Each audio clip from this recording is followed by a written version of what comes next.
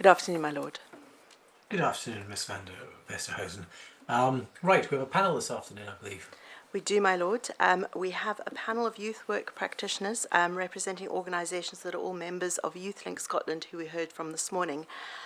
We have Mr Malloy, who is Service Manager for Young People from Dumfries and Galloway Council. We have Ms Ross, who is Team Leader Youth Work Dumfries and Galloway Council. We have Ms Meehan, who is Head of Youth Work Programmes and Quality Improvement for Youth Scotland. We have Mr Luke, who is Chief Executive Officer of Scouts Scotland. And then we have Mr Jordan, who is Youth Work Manager of LGBT Youth Scotland, who is joining us virtually today. Very good. Well, welcome to you all. There will be questions asked to you by Miss van der Westhuizen, and I'd ask her to start now. Thank you, my lord. Good afternoon, everyone.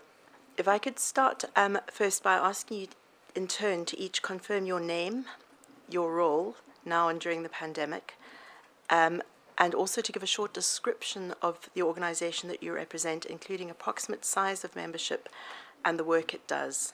And perhaps we can start and work our way down the line, start with Mr Malloy, followed by Ms Ross, and we'll end up with Mr Jordan at last. Thank you. Good afternoon, and good afternoon, my lord. Good afternoon.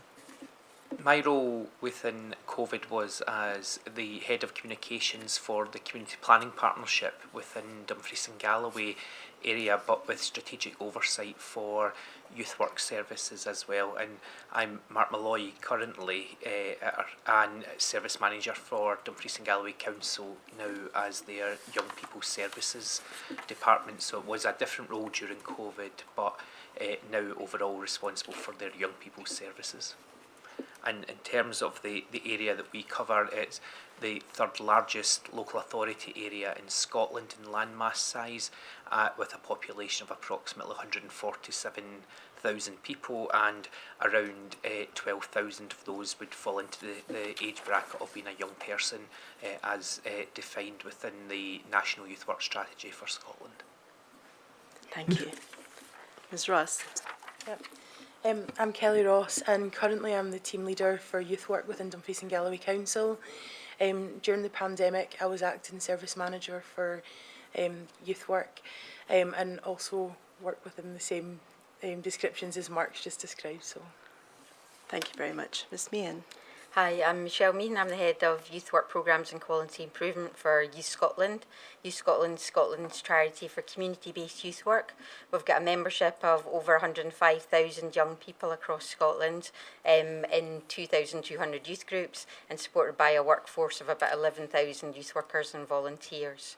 And my role during COVID was the same as it is now, overseeing our kind of youth work delivery, upskilling of youth workers, youth awards, and supporting our membership, so providing a range of membership services to community-based youth groups. Thank you very much. Mr Luke. Okay, good afternoon. I'm Graham Luke. I'm the Chief Executive Officer of Scouts Scotland. We have approximately 35,000 young people across all 32 local authorities, and we provide skills for life for young people from age 4 right through to 25, and approximately 12,000 volunteers again across all 32 local authorities. I'm currently Chief Executive. I was Head of Scouting Operations in 2020. I've been in this role for 3 years, and our purpose is really just to provide those opportunities for young people to gain skills for life through our community-based groups. Thank you very much. And Mr Jordan. Good afternoon, everyone. So my name is Barry Jordan. I am a youth work manager with LGBT Youth Scotland. My remit covers Tayside and Forth Valley. LGBT Youth Scotland is the national youth organisation for LGBTQ plus young people, and we work with approximately about 400 young people each week through our youth groups and through our asset-based coaching one-to-ones that we deliver. We also have our LGBT Charter programme, which reaches out to thousands of young people across all 32 local authorities. And we work closely with schools and local authorities to do that work. And during the pandemic, my role was the same, delivering the services across Tayside and Forth Valley. Thank you very much. The intention today, as you know, is to hear about some of the key issues and impacts experienced by children and young people, youth workers, both staff and volunteers, and youth work organisations as a consequence of the restrictions in place during the pandemic. And that's under a number of broad themes. Time permitting, I propose that we discuss issues and impacts relating to, first, transitioning to remote and online youth work. We heard something about that this morning from Mr. Frew, who you'll all know from YouthLink Scotland. Secondly, impacts on children and young people. Thirdly, the wider role played by youth work organisations during the pandemic, i.e. beyond your normal youth work activities. Fourthly, issues around return to face-to-face youth work. Fifthly, issues around rules, guidance and communication. And finally, sixthly, if other impacts on and challenges for youth work organisations, youth workers and the youth work sector that we don't cover in the rest of the discussion. And then finally, if there is time, I'd like to give each of you the opportunity, if possible, to make suggestions for what the Scottish Government could reasonably do to mitigate ongoing impacts of the strategic response to the pandemic, or could do differently to improve matters in the event of another pandemic or similar crisis in future. So if we could perhaps start with a discussion about transitioning to remote and online youth work. And just as by way of sort of prompts, and again, feel free to bring in anything that is key to your organisations or your experience, and also feel free to build on anything that your colleagues mention. But for example, how services were delivered pre-pandemic, and by contrast, changes required to deliver youth work programmes and services remotely and online. We heard some about that from Mr. Frew this morning. Any issues around digital inclusion and accessibility for children, young people and youth workers. Safeguarding considerations, if any of you had any particular issues around that. Challenges in maintaining relationships and providing support remotely, and any other relevant key issues. If we could perhaps start with Mr. Malloy on this one and work our way down the line again, and we'll end up with Mr. Jordan. Thank you. So I think as the pandemic started, I think one of the biggest challenges for youth work was that predominantly youth work was delivered on a face-to-face basis. At that point, there's maybe some good examples from some organisations around digital and online youth work, but predominantly it was around a relationship-based practice that was very much delivered on a face-to-face basis in local communities by third sector organisations and local authorities across Scotland. And I think when those restrictions were first coming in the pandemic was unfolding in the very early weeks of that, there was a real challenge for moving that delivery practice from being face-to-face to online, partly because in some organisations, and certainly within our own, we were not necessarily geared up technology-wise to pivot to an online, fully online-based practice. And with that as well, that because quite often within youth work we're working with some of the most marginalised young people and young people who are experiencing poverty and inequality, the assumption that all children and young people would be able to access online services, in my view, it was wrong, because a number of those young people who we were working with did not have access to Wi-Fi in their house or did not have digital devices, because quite often what those young people were needing was, if they had spare money within the house, it was going to pay for their electric, their gas, their food, their basic necessities. And so we were asking young people to start accessing services online when they wouldn't necessarily have the capacity to do that at home.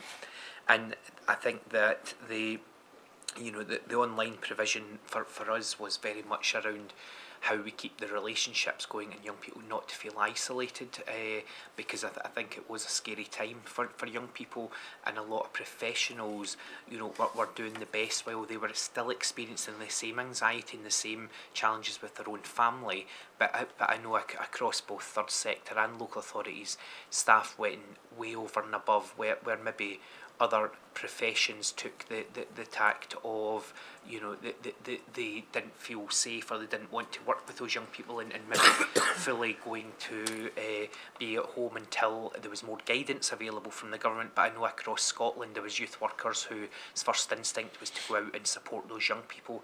And at the very start of this, I from what I've seen within Dumfries and Galloway, but I heard of from across Scotland, was that youth work very much was the only organisation or services who were actually engaging with young people within the first early days of that.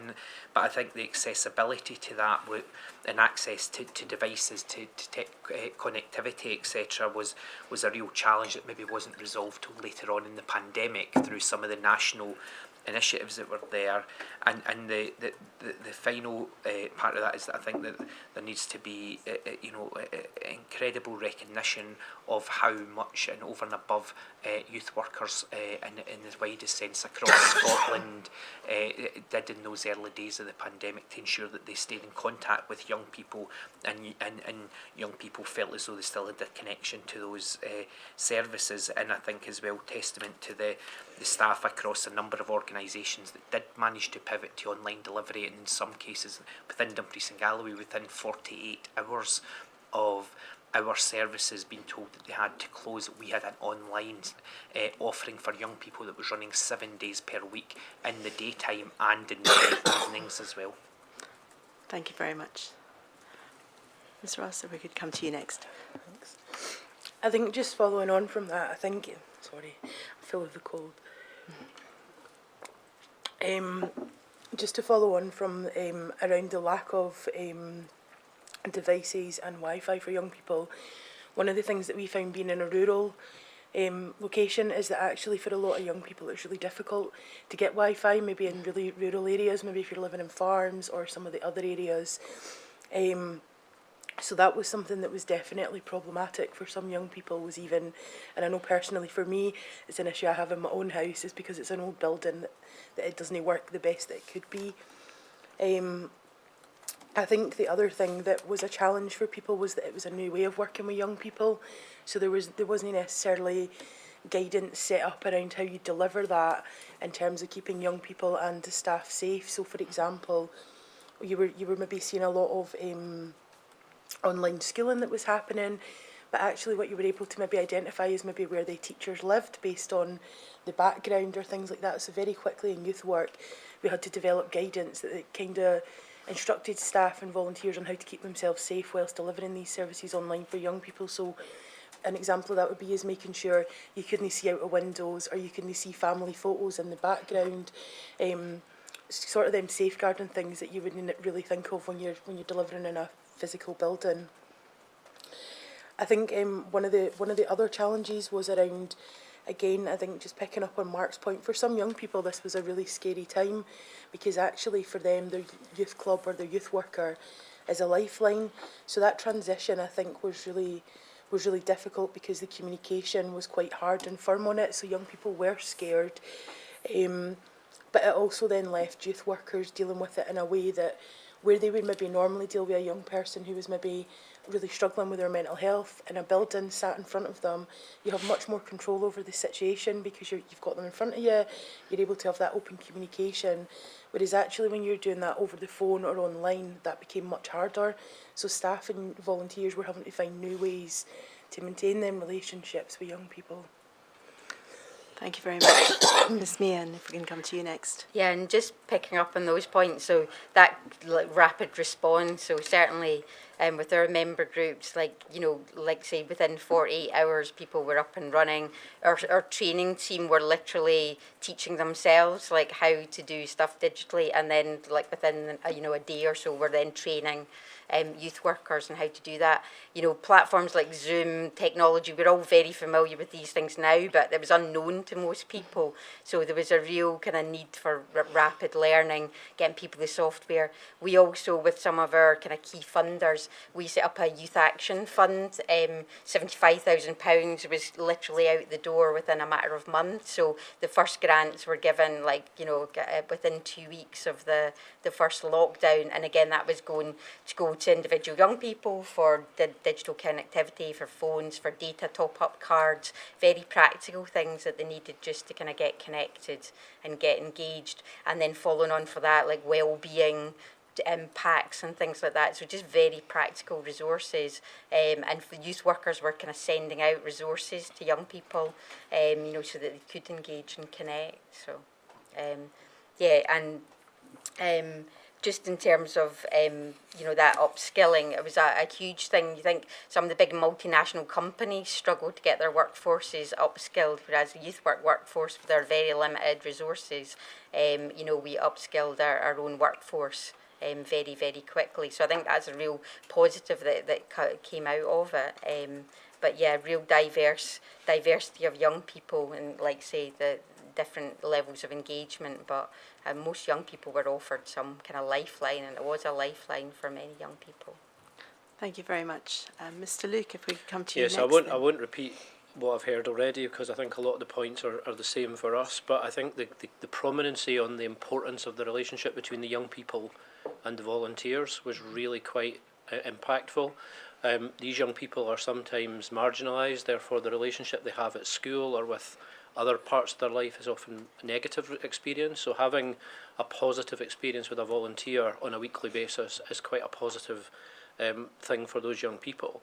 The other thing that we found really critical was the relationship with parents, which changed completely the way in which we delivered youth work, because the way we traditionally deliver youth work, as Mark said, is on a weekly basis, usually in a hall somewhere in the community, and all of a sudden that was all gone. So we weren't able, within, as Michelle said, 48 hours we had repurposed our entire Scout programme, which is substantive, for all 5 of our then sections from 6 through to 25. We've now got another section for 4-year-olds, but again, the requirement for volunteers to engage with parents, because effectively the parents became the leaders, even though it was their own young people. The traditional model is parents drop off their kids in a scout hall at the end of a week, or a guide hall, or whatever youth club they're going to, and they go home. But here we now required a programme to be delivered remotely by volunteers, with all the challenges that have already been referred to, but also to be supervised by parents who had never done that before. So that became quite a challenge, but actually it was also a positive, because it opened those parents to an understanding about youth work which they never had before, because in the past they simply dropped them off and came back for them at the end of the evening. So I think the key thing for me was definitely the relationship. And I think the other thing was that we had to also repurpose some of our programme, because some of our volunteers who were well-established youth workers were key workers, and so they suddenly became unavailable. So we had to repurpose the volunteering side as well, and other youth workers stepped up to carry that work. So it was a really positive experience, delivered really quickly. Thank you very much. And Mr. Jordan, perhaps if we could come to you then finally. Yeah, again, I won't echo a lot of the things that have been said, because they do relate to us. I think for us in LGBT youth, we were, I guess, in a bit of a fortunate position. So pre the pandemic, we were actually looking at creating a digital platform to connect all our young people together, because this was something we had asked for many years. We also have always had a digital youth work team within the organisation. So again, pretty much overnight, we were able to move our services online. And within a few weeks, we were able to get that youth work platform up and running. It had its challenges at the time. We learned a lot from trying to do it overnight. What was meant to be a 2-year project became a 3-month project. But it did present, like I say, it did present its challenges. And one of the biggest things that we found actually for our young people was a lot of them were having to return home if they'd been at university or had maybe moved away for college, and were having to go home potentially back to quite homophobic or transphobic environments, and then trying to access our services in the home environment was proving quite challenging for them. So we did see quite a lot of young people drop off completely, and we were having to sort of like basically get in contact with them, and a lot of them did say that they didn't feel safe being able to do it in their own home. So that did present some challenges at the time. ultimately as well, I would just want to echo the fact that, like, you know, our youth work team really stepped up to the mark. Sorry, can you still hear me? I don't know Yes, if you I can. froze We there. lost you for a second there, but you're back, Mr. Jordan. So you said stepped up to the mark. That's what the last thing we heard. Yeah, just that around their creativity and being able to, you know, continue to provide that program online. Our young people as well, they really came together to be able to continue to provide our youth groups, although it was very different. So yeah. Thank you very much. Does anyone else have anything to add to that topic before we move on to discuss Ms. Meehan? Just maybe one you said about kind of the storytelling, and I suppose, like, you know, in the early days as well with Wi-Fi, where the young people didn't have Wi-Fi. I mean, what happened with some of these projects, they literally went and turned on they left the Wi-Fi on at their buildings so that the young people could come, you know, once they were allowed outside, could go and kind of sit outside the building and pick up free Wi-Fi and stuff like that, you know, so just very, very practical things as well, you know, that happen. So Made a difference. Thank you. Well, if we could turn then to discuss impacts on children and young people. We've heard, obviously, from Mr. Frew and from yourselves this morning about the importance of that face-to-face experience and that connection with the youth workers. So if we could have a discussion about the impacts on children and young people in relation to that and that loss of face-to-face with that move to digital youth work and school education. So including, for example, the importance of youth work, in particular for those who do not engage particularly well with formal education, loss of face-to-face connections and support networks, if there were issues around that, loss of opportunity for peer interaction and social development, mental health, well-being and social impacts. I think, Mr. Malloy, you had a particular role in relation to that, I understand. Disruptions to educational and employment pathways, disproportionate impacts on any particular cohorts of young people, and any other relevant key issues.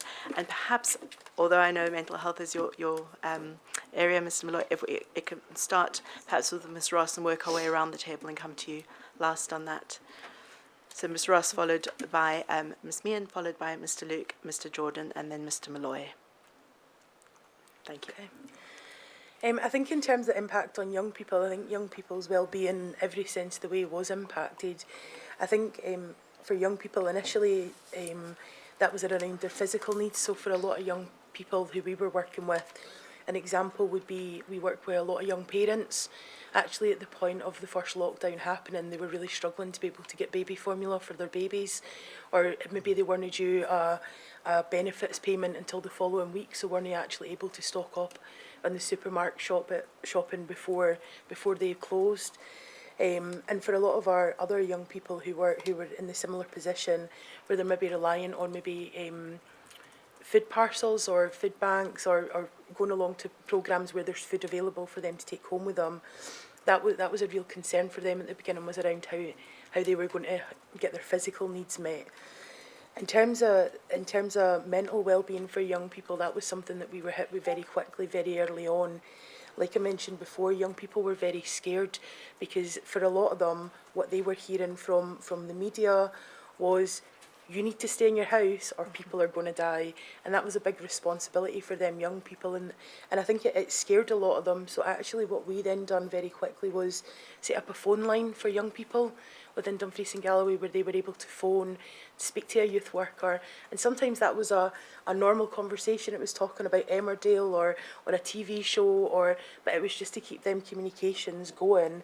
But equally so that then when they were struggling with their mental health, if they were maybe starting to feel suicidal or starting to feel like their mental health was taking a decline, that they were then able to, you know, speak to somebody and get the support that they were able to be directed to that. Because I think for a lot of young people, they very quickly felt isolated and lonely. And I think we do work with a lot of young people who live in difficult circumstances, and youth work is a real lifeline for them. I think the other thing that was really clear for us very early on again was that the communication that was coming out wasn't necessarily youth friendly. So actually for young people to be able to understand that was a real challenge.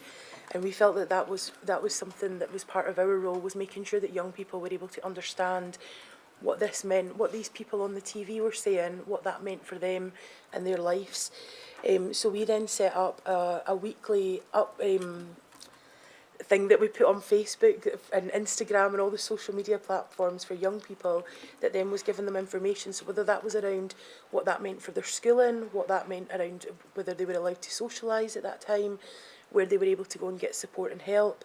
And again, it was just trying to make sure that that was accessible for young people, because that was something that really wasn't targeted at young people at all. We also were very quickly aware that there was hubs set up for children of key workers' children, and that was something that was really important. But what we were also starting to be faced with was young people. So an example that I will be able to give is that there was a family who lived within a flat. Within that flat, it was a 3-bedded flat. There was 5 kids and 1 parent. There was very complex needs within that family, and actually it was becoming unsafe for that young person or that family group, because they didn't have a garden, they didn't have anywhere else that they were able to go. So there was lots of these different conversations take place. So part of the impact from that was that we were able to establish, working alongside colleagues within education and social work, youth work hubs that then allowed small groups of our most vulnerable young people within Dumfries and Galloway to be able to attend that, to get the support that they needed. Because again, we were seeing real impacts in the terms of where the young people were at in terms of their mental health. And just on that, Ms. Ross, was that in addition to the sort of educational hubs, the school hubs? Yeah. Was that alongside or integrated into that? These were separate, targeted at our most vulnerable young people. So that was separate from key work hubs that were for key workers' children who would attend them ones. I think in terms of one of the other big impacts that we seen at the time, and that we're still dealing with the consequences, if you like, is around the loss of learning on social issues. So actually, like in terms of learning was lost for a lot of young people. But actually what we've seen is young people started to return to school, or for those who maybe didn't return to school, for a lot of the social issues that they would maybe normally get. So if I think of things like sex education or education around domestic violence, a lot of them social issues disappeared, because the focus then was on curriculum focused ones where they would be sitting exams on. And that's something even now that we're still seeing the consequences of young folk not having been informed on a lot of them social issues. And I think just lastly, around young people who were disproportionately affected, I think certainly in Dumfries and Galloway there's 2 groups of young people who really stood out for me. The first one was around our young carers. So for a lot of our young carers who are already isolated and already in a really difficult circumstance, it was really challenging for them to integrate back into school.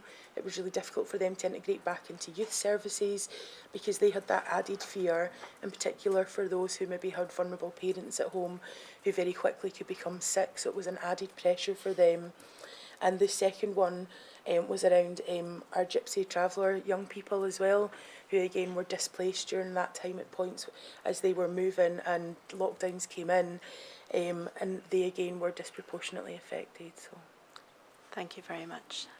Ms. Meehan, if we could turn to you then. Yeah, I think Kelly's covered a lot of the issues there, but yeah, just to stress again, particularly, youth work traditionally works with a lot of kind of more disadvantaged young people. So again, like I said, their housing situations, cramped accommodation, not access to gardens. So, they were really impacted. A lot of anxiety, which we're still seeing with young people. So that's been a long-term thing. School refusal. So some young people have not gone back to school or gone back, but haven't been able to maintain school. So there's been some long-term consequences of that as well.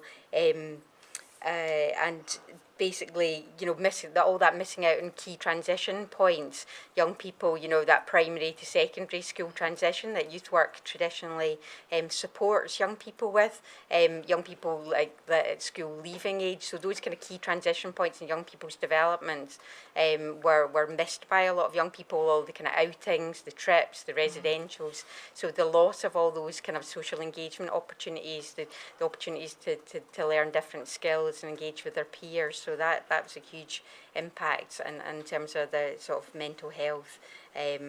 We run quite a big youth awards programme, as do others. So for some of those young people who don't achieve well in the school environment, that loss of other educational opportunities. So we did, again, we kind of created digital awards that young people could do at home. So trying to kind of close that attainment gap even during the pandemic. So there were things offered to the young people, but still that kind of loss. And for the kind of 16 plus young people who would normally be attending kind of employability projects and things like that within youth work services, again, they weren't getting access to that. There was very little thought, I think, in terms of provision given to those young people, so who were out with school. But not in the workplace either. So there was definitely pockets of young people that were very, very marginalised during the time. So, Thank you very much. And just you spoke about the sort of disengagement with the school. We've heard a little bit this morning about behavioural issues. Was that something that you had noticed in relation to, or your members had noticed? Yeah, feedback. There's particular groupings of young people, just that kind of, what would have previously been the kind of like primary 6 and primary 7 young people who'd missed out on some of that. So when then they were coming in, they were like what we would say moving from kind of junior youth clubs up to kind of like high school age provision. We're still a lot of young people were still displaying like maybe kind of immature behaviours, and again just because they'd had that loss of kind of social interaction with their peers at some of those critical developmental stages. So I think there definitely has been a kind of increase in maybe challenge in behaviour, and just as a result. But again, the youth work sector has provided, there's been a lot of one-to-one support offered, there's a lot of counselling been offered. So again, we're trying to respond to young people's kind of emerging needs that have been developed. So yeah. Thank you very much. Mr. Luke? So I'll not repeat myself again, but I will pick up on that last point. We're finding now, years on from the pandemic, that our first section, the 4-year-olds who were living through the pandemic as really young children, some of their social skills are really impacted. So things that you'd have expected a 4 or 5-year-old to do prior to the pandemic, because they had this loss of social skills, the loss of the feeling of isolation, has now impacted on them when they join our clubs age 4, because they're not where you would expect them to be, and that's an impact of the pandemic. I think the other thing was the impact. We've mentioned already things like isolation and social skills, but there was parents working at home during the time when we were trying to deliver youth work, because parents were also affected by different working arrangements, different ways of working. So there was a whole range of environmental issues that were just not happening as a consequence of what happened. The loss of connection with trusted volunteers, with trusted people who the young people were able to work with. And then the other thing was probably peer interaction, because our core part of our programme is about learning by doing, and that is usually by young people working with other young people and gaining skills from each other. But because of the activities that were all repurposed really quickly, they were very much for working on your own in your own home. So we did have some really positives in that younger children who hadn't been involved in Scouts had started to do Scouts because they were at home with their peers, their siblings, and they were interacting even though they weren't in the age range or hadn't done it before. So there was a positive output of that as well, that we were able to give access to our programme to young people who had never had it in the past. But I think ultimately the difference between, the final point I would make was there was no change in the setting from what would normally be. You get up in the morning and you go to school, you come back, you go to youth club. You were at home for your school, you were at home for your family, you were at home for your youth club. So there was no feeling of difference between school, education and youth work. And whilst the two should work in harmony together, there is those different settings, and because of the impact of what we were faced with the lockdowns, the young people were at home all the time, and that became quite a pressure bubble. If you were having difficulties with social skills, that was impacting on your mental health and well-being as well. And that was the case for our volunteers as well as our young people, because volunteers were having to also juggle work, life, family, and also now volunteer on computers. And it got to a point when being on the computer all day was actually really quite challenging, and it very quickly, probably pick on this later on, but very quickly when schools started to return, there was a real animosity from young people about having to be on screen for prolonged periods of time, but we'll possibly pick on that later on. Thank you. Mr. Jordan. Yeah, so for us, I think probably the biggest thing, we talked about the relationship with with youth workers and stuff, but I think for us as well, it was actually the relationship young people had with the physical space. So for us, a lot of our young people come to our services obviously to explore their gender identity, their gender expression, and being able to kind of, try that out in different in our spaces. And I think with the loss of that, that really impacted a lot of young people. Kind of goes back to what I said earlier, but not being able to be your fully authentic self in a home environment. We also conducted our Life in Scotland research in 2022, and we asked young people, we got about just over 1,200 responses from that, and that's young people that access our service and don't. Any LGBTQ plus young person can respond to this research. And we found in that research that actually about 80% of respondents said that education was the biggest thing that had been affected for them. Interestingly, in that research as well, a lot of young people talked about the pandemic providing them with space to be able to actually reflect on who they are and actually come to terms with their identity. So as much as there was that thing of having to go home to perhaps a homophobic environment, for some young people, actually having that space away from the school environment, away from potentially work environments, and just having time to reflect on who they are was really positive. So yeah, I think a lot of the stuff that's already been said really, I think I echo that as well. So yeah. Thank you very much, Mr. Jordan. And Mr. Malloy. Thank you. I think the key bit for me was that when the pandemic started, it really did exacerbate the inequality in Scotland and between young people, and particularly for some of our young people who are who really live in families that are experiencing extreme poverty and destitution in some cases. In that, some of the first things to open were the key worker hubs within schools. But if you've got families where neither parent's working or they're single parent families or that maybe aren't working or in jobs that weren't classed as key worker roles, that exacerbated the gap, because what we seen in a lot of cases was that the key worker hubs were getting used by families that would maybe fit into that middle class bracket who are in decent, well paid jobs, whether that be in the NHS, whether that be in the public sector, etc. And that was one of the reasons why I know it may be called different things in different local authority areas, but the equivalent of maybe youth work hubs, for, as Kelly described, for some of our most marginalised young people who actually fell below that threshold of a key worker thing. So we had the challenge that the government's policy was talking very much about the key worker hubs and the importance of that, keeping the country moving on a daily basis. But we could see within as youth workers and somebody who leads that service, and within my role as well within the wider community planning partnership, there's awareness there by a number of organisations, from health colleagues, from education colleagues, social work colleagues, that actually with this level of young person who didn't fit into the criteria of going to the key worker hubs, but absolutely needed support because of the impact on their widest well-being in its widest sense, but particularly as we start getting into the weeks and months into this in terms of their mental health.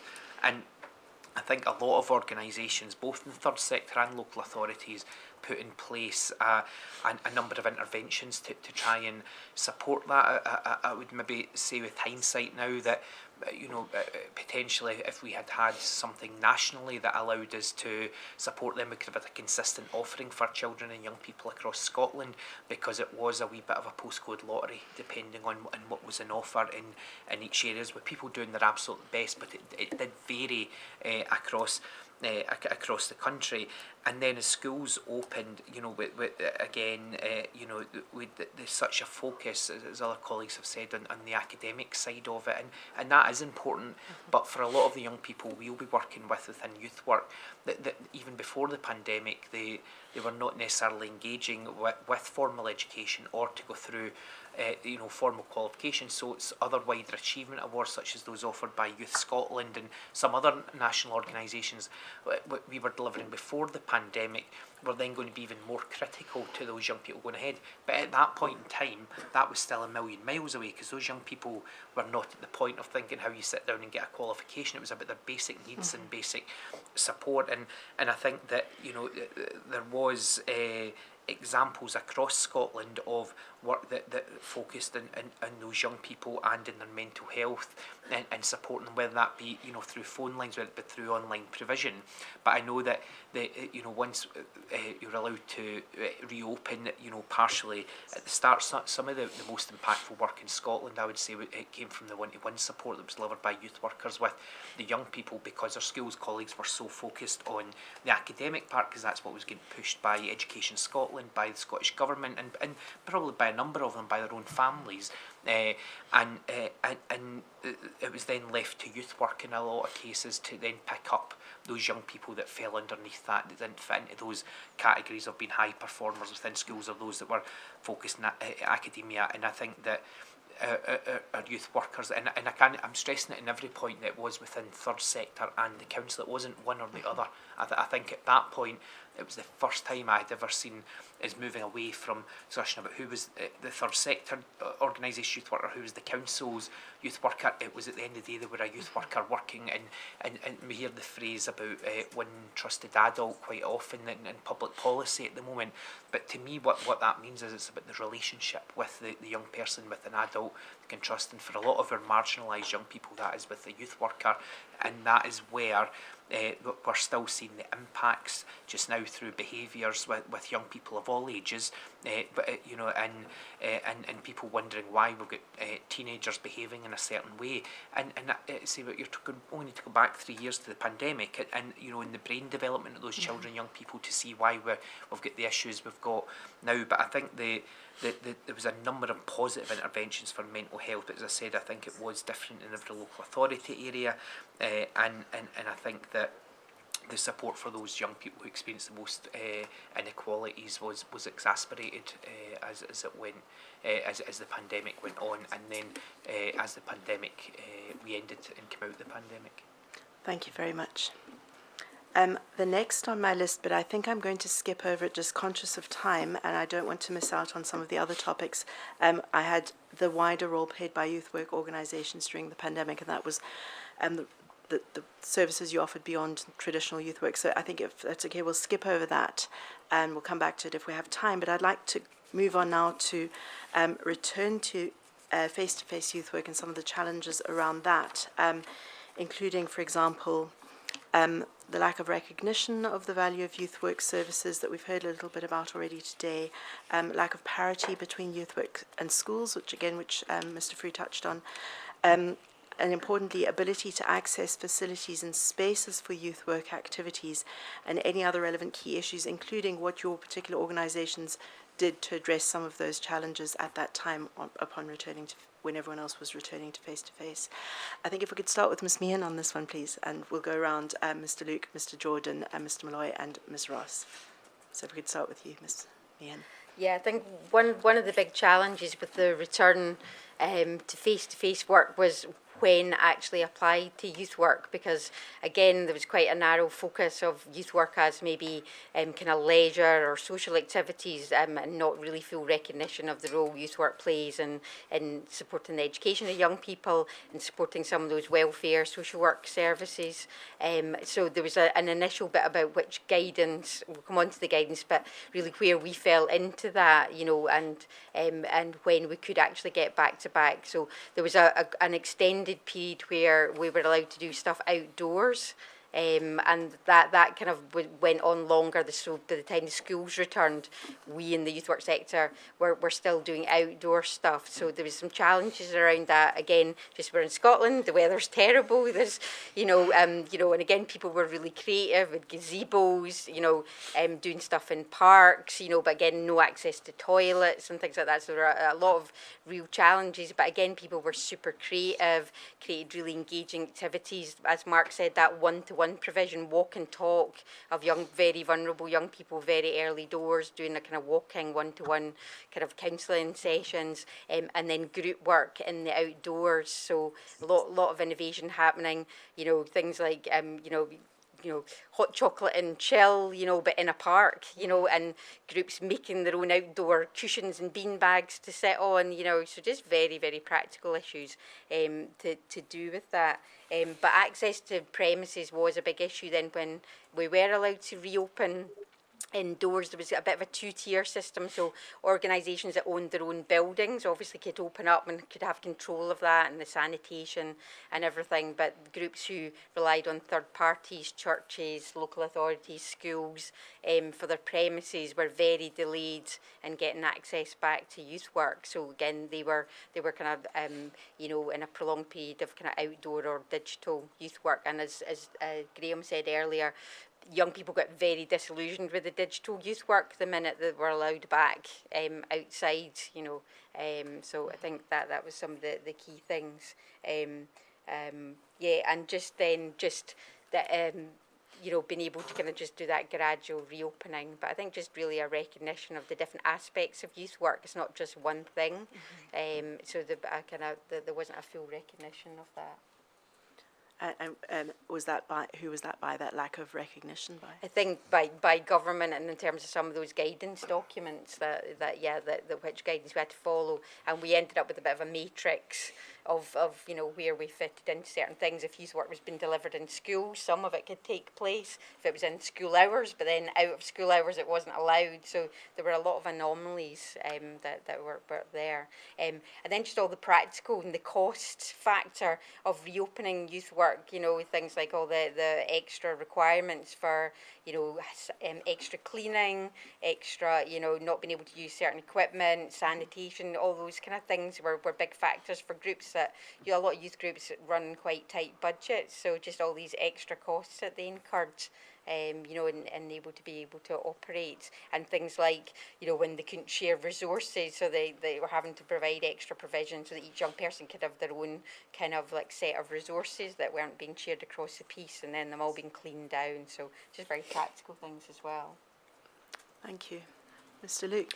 Yeah, again, much the same sort of things. I think there was something around trust in what we are large organisations. We had put, for example, in our organisation, we had a UK-wide response to COVID within a week of the announcement of the lockdown, and we were meeting every Wednesday evening to talk about significant guidance that we had put in, but there was a feeling, certainly from our perspective, that neither Scottish Government or Public Health Scotland had actually considered the impact of our large organisations. We're used to running programmes that are safe for our young people. We have an enormous amount of policies in place for risk assessment, for child protection, safeguarding, etc., etc. And there was just a feeling of a lack of understanding of the potential benefit from engaging with us, because actually we did have, across the UK, 500,000 members. I think, as Michelle said, the spaces was a real challenge, really trying to convince particularly local authorities that restarted schools that it was still okay to have youth groups meeting in those same schools. So young people were going to school all day, but then were restricted from attending the same place in the evening to do their normal youth work activity. And that really was a barrier, and it felt like a barrier. And as I said in my previous comments, when we were trying to encourage young people to move but stay in a virtual environment when they were with the same young people all day in a school setting, that became really challenging. So whilst we retained nearly all, we lost 20% of our members through the pandemic and got back nearly all of them, not quite all of them, but a lot of them in year one. That was because of the interaction that we had, but we lost some young people, particularly very young children and teenagers, who just became despondent by having to stay online when they were meeting the same people, their friends and their peers, even though it was socially distanced during the school day. So it was the mixed messages between the education return and the youth work return that created unnecessary challenge, and it would have been, had we been used as a sort of sounding board for good practice, I think we would have been able to engage young people much quicker and potentially stop young people from leaving our organisations because of that. I think the final thing I would say is, and it will probably come up in the guidance, but the other challenge was unrealistic expectations in terms of we certainly created, as Michelle said, outdoor spaces, but some of our groups lived really close to local authority boundaries and they weren't allowed to travel over them, even though to travel over them was a 10-minute journey. They weren't allowed to do that within the rules, and actually that stopped some of our youth groups meeting in campsites which are traditionally part of their meeting place, but because of that boundary, which was hard fast as local authorities or 5 miles, really created a challenge for our young people to engage in spaces that would have been safe spaces for them had we been able to use them. Thank you. And as you said, we'll come back in more detail to discuss those specific issues around guidance and rules. If I could ask Mr. Jordan then to comment on any of the issues that your organisation faced in relation to the return to face-to-face. Yeah, so for us, what I particularly noticed in terms of venues was when we were looking to return. So in my team, we use like partners venues. We don't have our own office spaces. And this proved particularly difficult. I think to some of the stuff that Graham alluded to really impacted us. But also what we've seen as well was the full closure of some of these spaces that they've never reopened. And so I think a lot of the sort of community centres and that were shut down due to funding and have just not reopened. So we actually had to find completely new spaces and new partnerships to which to host our services from. And it's actually taken us a long time to really get back to what it was like pre-pandemic. So I think that was one of the main issues. There was also, I know we're going to touch on the guidance, but for us as a national organisation, the guidance was very unclear. That led to like a bit of a cautious approach for us. We also did try and do some outdoor activities, and some young people responded really well to that. But also what we found was some young people, and particularly if they were not out or were not, we're really worried about that. We're really worried about being seen in maybe the local park with their LGBT group in case, they saw their uncle walking their dog and they got questioned about what the group was. And so I think some of our young people were really reserved in terms of doing outdoor activities. I think I froze. Sorry if I froze there. Sorry. Just again, we didn't miss anything though, it was just fleetingly. Okay. So. And just the last thing I would say was sorry, I've lost my train of thought now. No, that'll do. Sorry. No, thank you very much. Mr. Malloy, I might ask you to contribute anything that you have. Thank you. I think the part of the issues around this was around the lack of understanding of what youth work is and how essential it is in education, in practice. It's maybe delivered differently from our schools colleagues, but it still is an educational practice, and I think that this actually showed us the lack of understanding of that nationally between maybe the government and national organisations such as Public Health Scotland, but also within local authority areas, because I think if that there'd been very clear statement at the start from the government about the role that youth work in its widest sense could play in supporting young people's well-being, then we probably wouldn't have had some of the challenges that we had.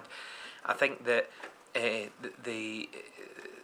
think again it goes back to probably the point I made in the last question around it being different in every local authority area. So I can only speak very clearly about Dumfries and Galloway, where we were probably unique in that because of the temporary role that I took on during COVID, I was able to bring a youth work understanding and leadership role into a wider community planning setting with discussions with the chief executives of the council, the NHS, third sector. So as soon as schools were allowed to reopen, we were very fortunate in that we were permitted to fully reopen our youth work facilities across the region for both the third sector and our council. But my understanding is that we were the only local authority at that point who had done that, and it took away. So I think it would be important to acknowledge that again it was that postcode lottery in terms of how it was done. But we were then able to reopen that. But that only came probably through the good fortune of me being asked to take on that temporary role, as a lot of others did during COVID,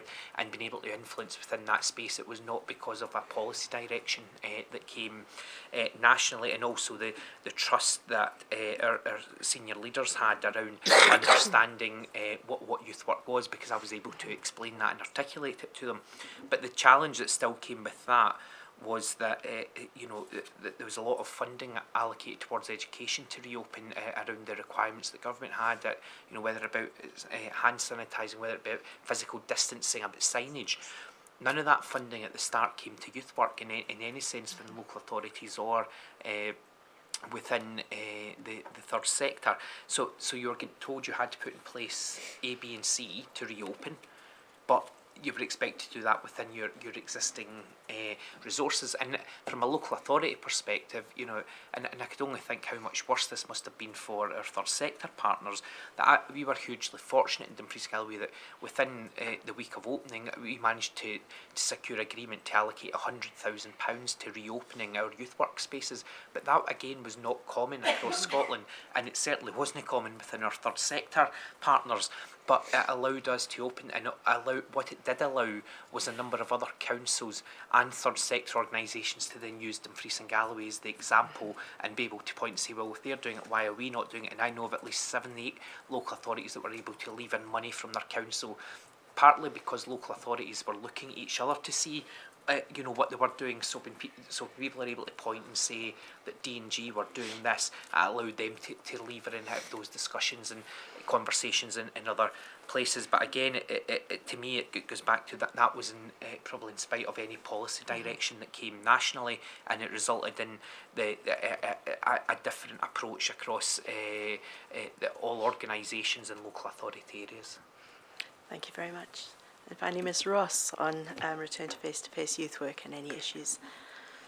Just to pick up on from what other folk have said, I think in terms of that return to face-to-face, a couple of things that I think maybe weren't taken into account was maybe around young people who had been shielding or where families had been shielding, and the additional pressures that would then have for them young folks. So if I think of some of our young carers or young people with additional support needs and disabilities, I think it was really difficult for them to integrate back into services. So there was a recognition that for a lot of young people, they had enough of online learning or online socialising, but there still needed to be that balance to make sure that the service was accessible for all young people. But again, they were still losing out on that socialising with their peers in them settings. I think just to pick up on something that Mark had highlighted was around the lack of the funding for youth work reopening. But I also think in terms of there seemed to be really clear defined plans around education reopening and what that would look like from kind of mid to long term in terms of the support that would need to be put in place for young people. And I don't think that ever came for youth work in terms of the recognition of what youth work had done during the pandemic, nor what that ongoing role would be. And I think that's something that probably was just really missed, because I do think at a lot of points is that return to face-to-face youth work became the sticking plaster for a lot of things. Certainly for us within Dumfries and Galloway, we'd really seen, in terms of that return to face-to-face, an increase in young people wanting to access services, so an increase in demand of young people wanting that social interaction. And I think it was mentioned before, but young people's behaviour was very different from what it had been before we had went into lockdowns. And we were really lucky within our local authority that they invested additional funding for a 3-year project to try and support with the demand of that, both on the increase in young people wanting to access services, but also recognising the number of young people who were needing just that little bit extra support in terms of the low-level mental health. So that's what I've got in terms of the return of face-to-face. Thank you very much. If we could then move on to discuss issues around the rules, guidance and communication, which we've touched on already, but I know there's a lot more to be said about this. So if we could include, for example, issues around timing, frequency, clarity and consistency of the application of rules and guidance, differences or any issues you experience in relation to differences in rules and guidance for Scotland compared to other parts of the UK, across different parts of Scotland, and for youth work compared to other sectors. We've already spoken about education, but education and any other sectors.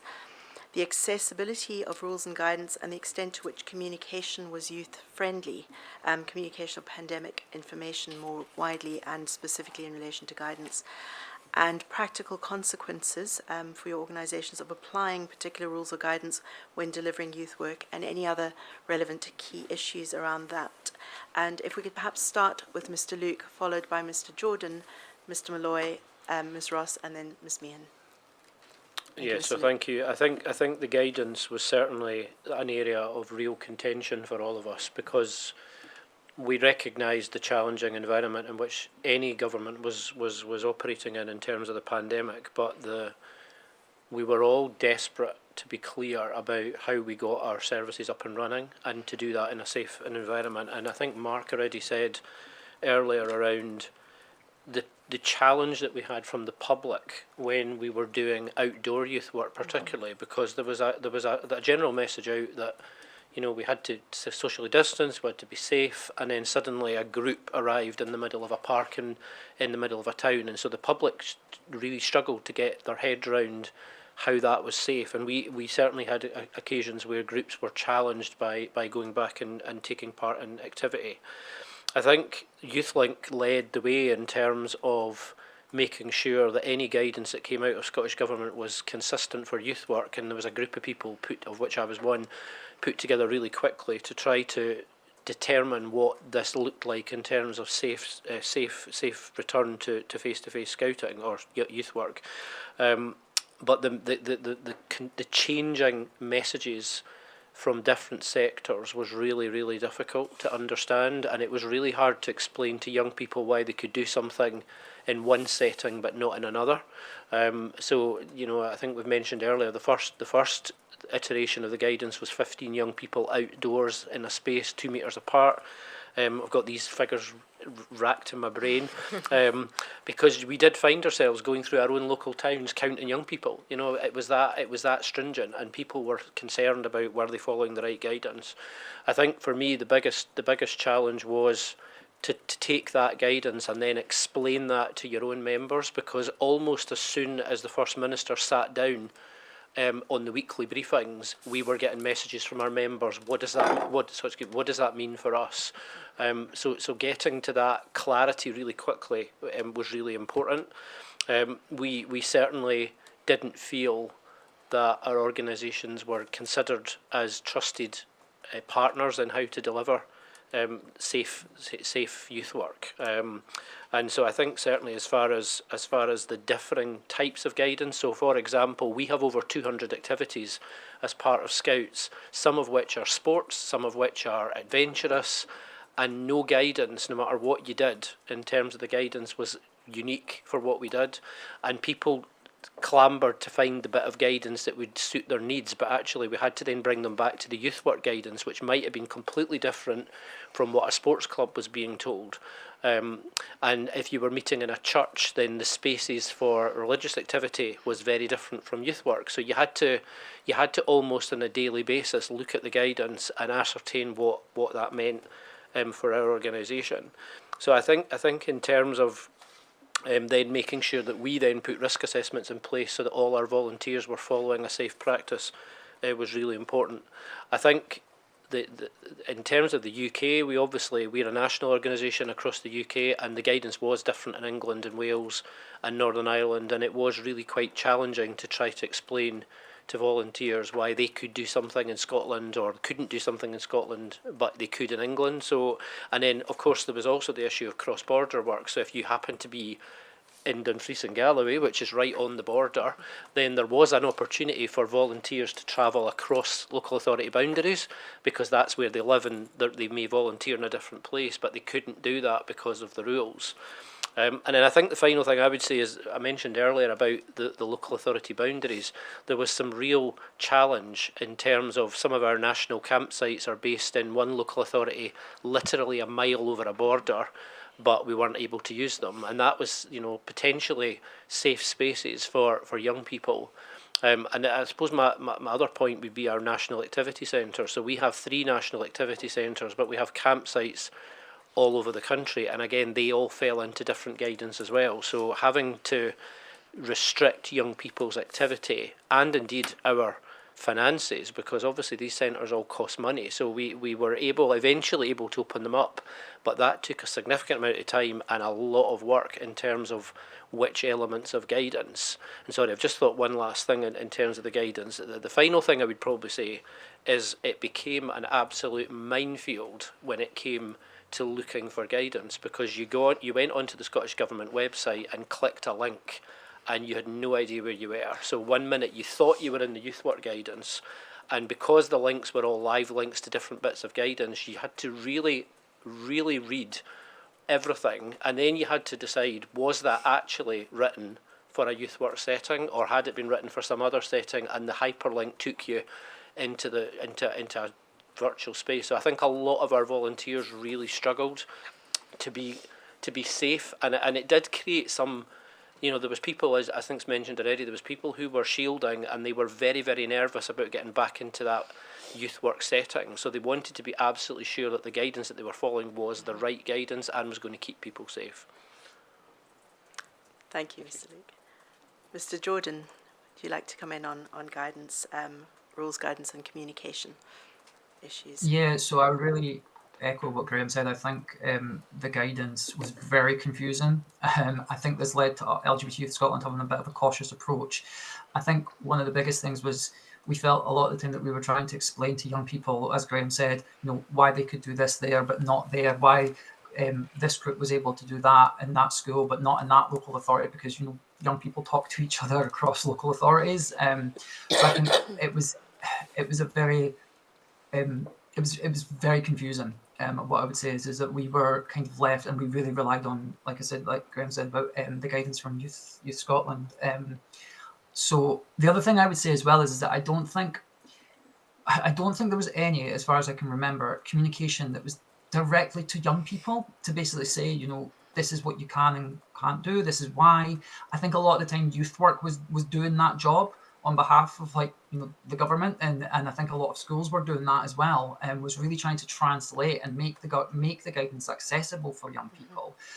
We work a lot with neurodiverse young people, for example, and that we had a lot of experiences where we were really trying to translate that guidance into a level that they would understand.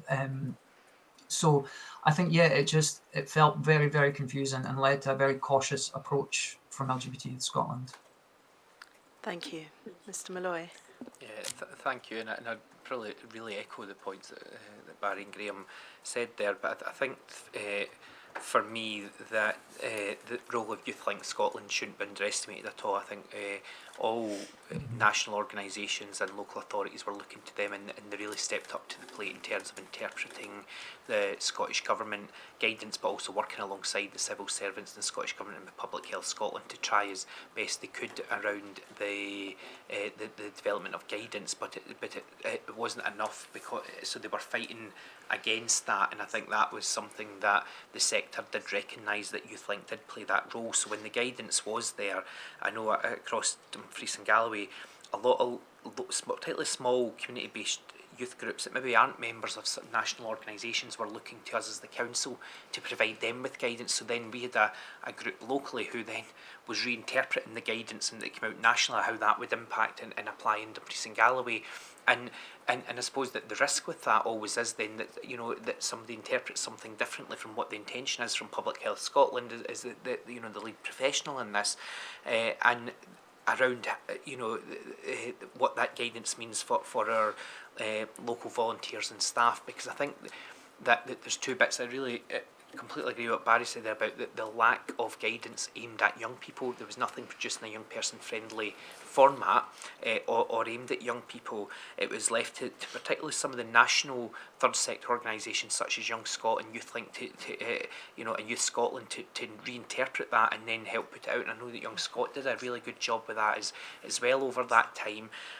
But there was also something about the protection of our staff and volunteers. Our staff and volunteers were looking at people leading these services in national organisations to reassure them that they're doing the right thing, to reassure them that they're going to be safe, and that we're complying with guidance. And that put a heavy burden on a lot of people that were leading those services to make sure that was done correctly. And again, I think the collaboration at a national level from local authorities and third sector organisations, it was some of the best examples of that. And I think that if there's a silver lining of COVID, I hope it's the legacy that comes from that through that collaboration that's there. But again, I just think the lack of guidance that was there for youth work plays into the points I've made before around the lack of understanding about what youth work was, because if they knew the importance that youth work could play in supporting our young people's well-being, then maybe more of a focus would have been put on developing guidance that was suitable and appropriate for the sector.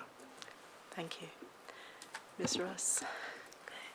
I agree with what everyone else has said, and I guess the only point that I've got to add to that is that I think an additional challenge that we had, certainly within Dumfries and Galloway, that's kind of been raised, is the fact that we are on the border, and I think that became an additional thing for young people to try and navigate, because for some of them young people, they were trying to understand what it meant here, but equally couldn't they understand why 10 minutes down the road their friends were maybe able to go to their youth club, or people were able to go and do things that we still weren't able to do in Scotland.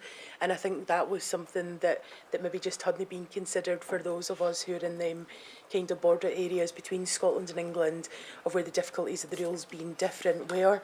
And I know that very quickly that was picked up by the government as people started getting on trains to head to England. But I think for young people that was really difficult to navigate, because for some of them it could be that they lived, for example, in Gretna, but for a lot of their socialising things, it would be that they would be in Carlisle for that.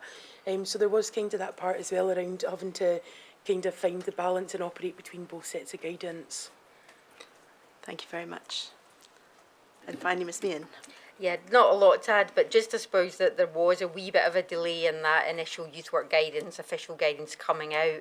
And I know we at Youth Scotland, we created a post-lockdown readiness guide that, in the first version of that, basically was just reiterating that all you could do was digital youth work at that point.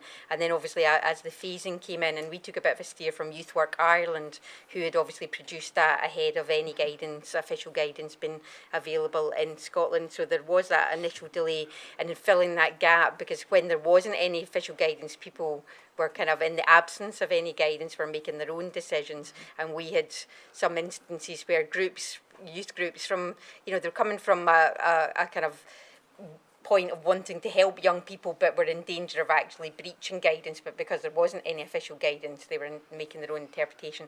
And I suppose just the other factor, that the guidance, some of it still stopped at too high a level, and then there was still gaps into how do you translate that if you're a part-time youth worker, if you're a volunteer, in a third sector organisation, so we had to then do that next step, and actually for our membership, interpreting that, as Mark said, interpreting it and then basically saying, right, you stick to our version of this for good or bad.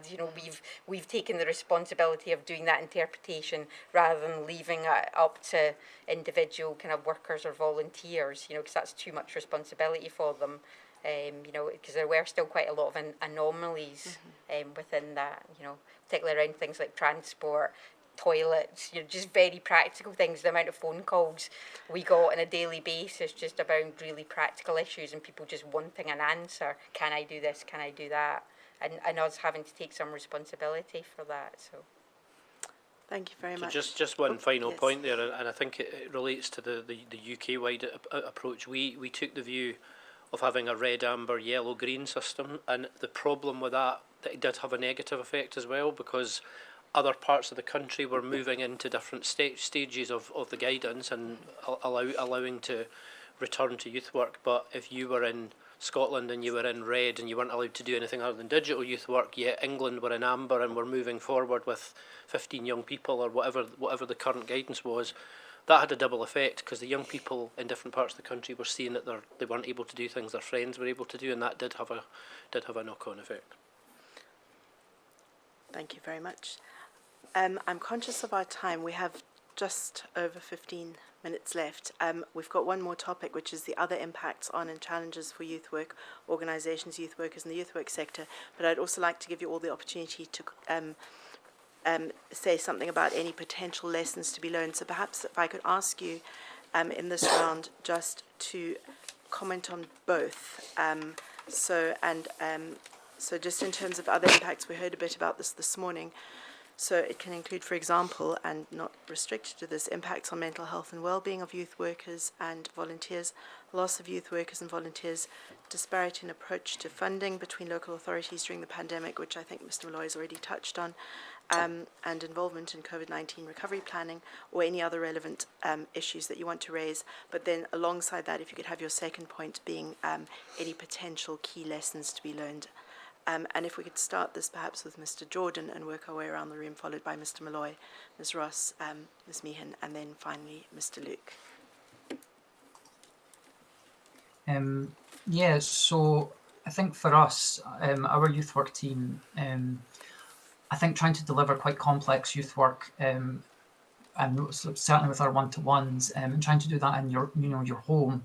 I think someone alluded to this earlier on, that proved quite challenging at points for people. I think a lot of the youth work team suddenly felt very isolated themselves. So we as an organisation put a lot of things in place to try and combat that. So we had a lot of reflection time for our staff to come together online. We had different activities and things for our youth work staff, just to really, have that space to kind of relax and catch up. I would say as well that in terms of our volunteer levels over the pandemic, they sort of stayed the same, I would say. But what we noticed was, as things started to open up, our volunteer numbers dropped quite significantly, and they've never really returned to what they were before. So we sit at about 80 to 100 volunteers, whereas previous pandemic, I think it would be about 150 volunteers we had, and it's taken us a long time to be able to retain volunteers at the same level, and we're getting there now. What I would also say, though, is during the pandemic, I think that a lot of young people, and I'm speaking here just not within the LGBT youth, but I think a lot of young people really stepped up to the mark and were volunteering in their communities, where I think previously they might not have done that. I think a lot of young people really, were willing to volunteer their time to do things. And I don't think there's, and just this sort of leads me on to things the government can maybe do differently in the future, is I think there was no real recognition of that, the impact that young people had and giving their time and volunteering their time, during the pandemic and after it. So yeah, I think that's pretty much all of it. Thank you very much, Mr. Jordan. Mr. Malloy. Yeah, thank you. I think in terms of the first point, I think that the role again that some of our national voluntary organisations play in terms of bringing people together from across the country so that youth workers could have conversations with each other, learn from each other, and just an opportunity to share with peers in different areas, and to an extent share the pain that they were all going through at that point with each other was really pivotal. And I'll maybe just leave to Kelly to touch on some of the local things, because it was her that led that during it as opposed to me. But I think that the key bit for me is that the lessons learned with this is that from my perspective, again goes back to at national level, government, Public Health Scotland, and in the national organisations, is the parity of esteem between youth work and education, and understanding that they both complement each other and are trying to achieve the same outcomes. And actually it shouldn't be one before the other. It should be around reopening and supporting young people at the same time. The other key lesson is something that's not been mentioned when we talk about youth work, particularly within a local authority area setting, is large numbers of our youth workforce within Scotland's local authorities were redeployed to other roles within councils during the pandemic. So in some councils, their youth work service didn't actually exist because their staff were all redeployed to do other things, whether it, be delivery of food parcels, other things that were absolutely well-meaning and important, but that was maybe again because of the lack of understanding at a senior level around the impact that youth work could have and how it can support the well-being of young people and the education of them. So I think a key lesson for me would be around the way that other workforces were protected around those resources staying to work in certain areas, about the need to be doing that with our youth work staff going ahead across local authorities. And the final bit for me is, I think to me this underpins a lot of this, is about the government understanding that young people did step up to the plate. Young people were responsible during this. Young people did the best they could when they were hearing those scary messages coming out of government about how they could transmit COVID-19, how they need to stay in to protect and save lives, etc. That actually young people did step up to the plate. They were the ones quite often going out and taking the risk, if you like, to go to the shop or go and do things for elderly parents or neighbours, etc. And I don't think those young people were ever thanked in Scotland for the role that they played. But I think then because they did that, and because if this, in touch with it, never happens again, but if this happened again, knowing that actually we do have a group of young citizens in Scotland that are willing to step up, help and support their communities, and at the very least in return for that, the government should be communicating with those young people, putting a messaging out to those young people directly during the pandemic to make sure that they're informed of the information in a way that they would understand, and at the end of it, and I think it is still something that's missed at the moment, is that young people are now engaged in community activity and social action across Scotland, but it was never positively seen even at the end of the pandemic in terms of the role that young people could do, and I think that was something that was missed. Thank you very much. Ms. Ross. Okay. In terms of other impacts, I think there was just a couple of things that I had. Was one of the things that I think that where there was a negative impact was potentially that of the health and well-being of staff and volunteers within the youth work sector, and also around some services that seem to disappear or change to online that then just have never returned, still leaving that gap.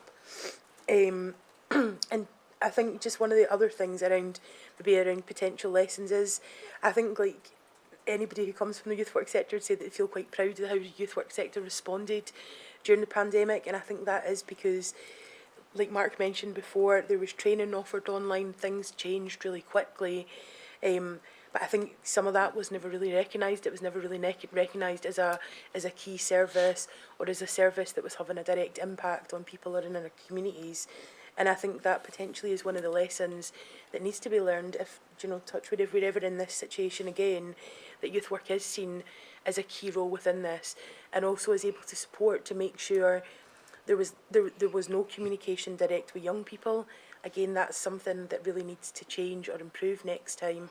And I think, again, that's a role that youth work then could be there in making sure that we're able to work with young people, to make sure that that's understood. And I think that's it for me. Thanks. Thank you. Ms. Meehan? Yeah, and just picking up on those points, so I think just real recognition of how positive the behaviours of the majority of young people were during the pandemic, given that, their loss of kind of freedom and liberty and all these things that they did. We hear all the negatives about antisocial behaviour of young people, but I think there needs to be a real recognition that during those key times that the majority of young people, were very, very responsible citizens and like say, took active roles in their community, doing food provision, doing all sorts of other additional things. So I think to recognise that, as Kelly said, the impact on the workforce, a lot of the youth workers were working excess of hours, to be there available for young people when they were needed out of hours, and with very little kind of ongoing support. They upskilled themselves really rapidly, so they took on board a lot of extra responsibilities when some of the other statutory services weren't available. And certainly the feedback from us is that youth workers have always been involved in young people's lives, but much more direct engagement with families, particularly marginalised families, and then all the kind of stress and burnout that comes with that. So there is a real issue about self-care of the youth workforce ongoing as a result of that, because I think it had a kind of major effect on a lot of youth workers' kind of health and well-being. And then finally, just the issue about funding. There were quite a lot of emergency pots of funding during the immediate pandemic, which were very welcomed by the youth work sector. Most of those have gone. And again, all these lessons that we've learned about the role of youth work, the funding landscape is pretty dire for youth work at the moment. So that hasn't been sustained. So it feels quite sad that even in the immediate aftermath, we don't seem to have learned from those lessons. And one of the comments that always sticks in my head, one of the reports with STV Children's Appeal, one of the funders that we worked with closely during the pandemic, was the feedback that people felt that youth workers were first to respond but last to the table when decisions were being made about recovery, and so their role was valued in the immediate term, but hasn't been valued longer term about the role and the kind of knowledge they have of young people, of families, and that the role, that the intelligence that they've got about young people. So just a kind of Thank you very much. And finally, Mr. Luke. Yeah, again, I won't repeat what everybody else has said. I think there's something for me around clear messaging. There was a real feeling of uncertainty in terms of the difference between UK and Scottish guidance. We had hands, hate, face, space in England. We had facts which nobody understood. I couldn't now tell you what all 4 letters or 5 letters stand for. I could give you some of them. And I think, in terms of trying to encourage young people to engage in clear messaging, I think clear messaging was really important. In terms of volunteering, we stabilised volunteering quite well through the pandemic. We haven't lost lots of adults, but some people have definitely taken less roles than they perhaps had before. So where they might have had 2 or 3 volunteer roles and been out 3 or 4 nights a week, they prioritised family more during the pandemic because they had to. So actually getting them to come back to that more volunteering space has been a bit more challenging. In terms of community, there's no question that we absolutely smashed it in terms of community involvement. We had a huge amount of creativity of programmes that were developed by our amazing volunteers across the country to engage local communities in a way that they'd never done before. And although we've always been a community-based organisation, this opportunity to go out and do things for our neighbours, our friends, whatever it was really quite inspiring. In terms of lessons for the future, I think they need to trust the sector. I can only speak for Scouts. We've got 117 years worth of experience in working with young people across all communities across the country, and it didn't always feel like that was understood by people that were making decisions.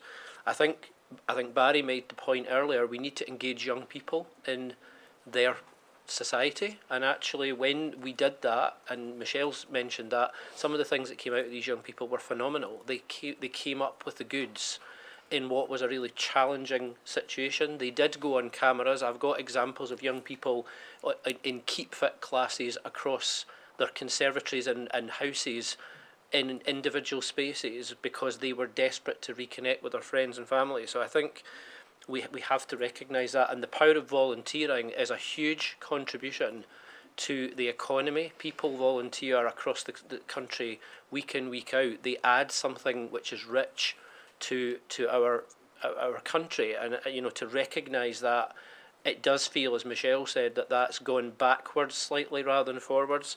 The financial implications of the pandemic, certainly I can only speak for our charity, we got some great funding, but we had to fight for it in order for our activity centres to be protected.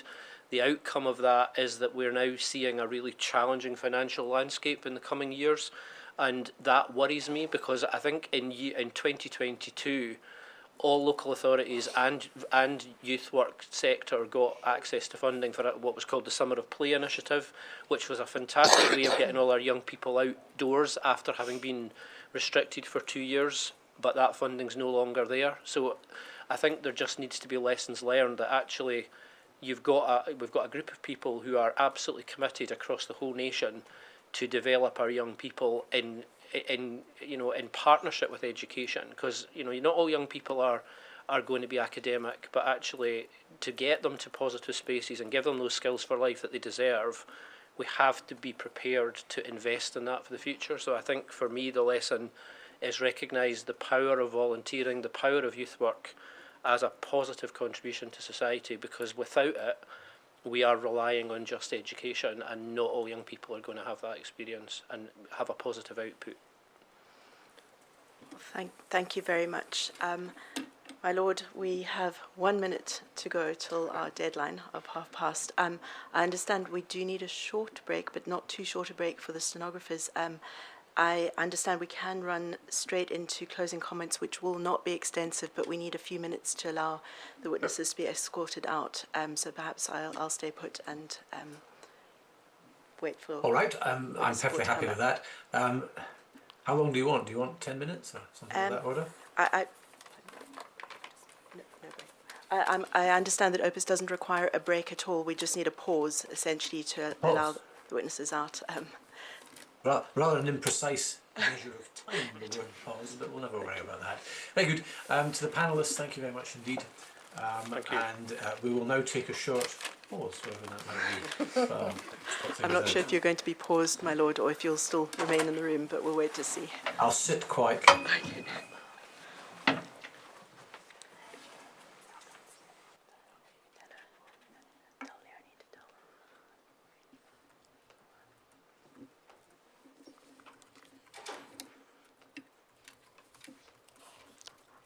My lord, I think that might be the pause. The witnesses have left the room, so I perhaps... We're all set up for... We are. I think we can just press on. As I said, I'll be under 5 minutes. It's just really a couple of comments. And my lord, that... I'm sure if we're doing it wrongly, we'll be told. I'm sure we will, exactly. My lord, that concludes the oral impact evidence relating to the delivery of education and certification. As I mentioned in my opening statement at the start of the hearings, the impact evidence we've heard during the course of the last few weeks, the oral evidence, as well as the rest of the impact evidence that the Portfolio 4 team has gathered, which, as I said, was in the form of 134 witness statements, 73 responses to requests for information under Rule 8, and the reports of 26 roundtable discussions will form the basis of the narrative record of all the impact evidence. That record will highlight the key issues and impacts that have been identified and is due to be published during the course of 2025. As I also mentioned, my lord, at the preliminary hearing, your lordship has issued a direction in relation to closing statements for this set of hearings, in terms of which core participants, those with leave to appear, may, if they so wish, submit written closing statements to the inquiry. That, my lord, by way of reminder for the core participants, is to be by no later than 12 noon on 29 January 2025, is to be no longer than 2,500 words, and should have regard to the terms of the appendix to that direction, which is available on the inquiry website. Finally, my lord, I'd like to express gratitude for the Portfolio 4 team and the inquiry to all those core participants and non-core participants who have so generously given their time to assist the inquiry with its investigations into the impacts relating to the delivery of education and certification. And that's been both through engagement with the legal team and through Let's Be Heard. My lord, that helpful evidence that we've received in relation to impacts will continue to inform our ongoing investigations in relation to implementation and decision-making. My lord, unless I can be of further assistance, that concludes these hearings from Council's perspective. No, thank you very much indeed, Ms. van der Westhuizen.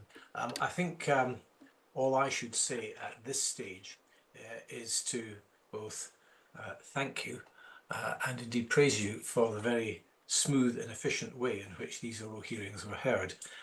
It has not passed my notice, and I'm sure it will not have passed the notice of everyone else, that you conformed more or less precisely to the timetable every day, and that assisted everybody, both behind the scenes and myself here, in hearing the evidence.